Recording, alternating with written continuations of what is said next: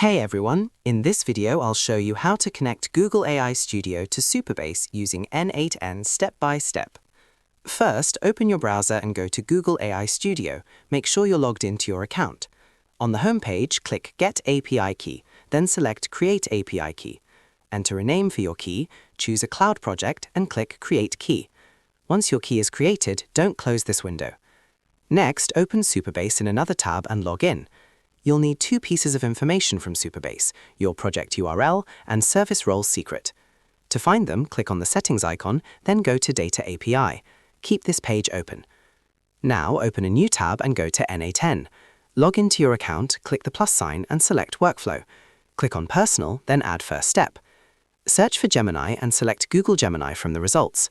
Scroll down and click Generate an Image. Click Select Credential, then choose Create New Credential. Go back to the Google AI Studio tab, copy your API key, and paste it in the API key field in N8N. Click Save. Next, search for Supabase in N8N and select it. Click Create a Row, then select Credential and choose Create New Credential. Go back to your Supabase tab, copy the project URL, and paste it into the host field in N8N. Then in Supabase, go to API Keys, select Legacy Anon or Service Role API Keys, and copy the service role secret. Return to N8N and paste it into the service role secret field. Click Save, then click Execute step to test the connection. And that's it. Once you follow these steps, your Google AI Studio will be successfully connected to Supabase through N8N.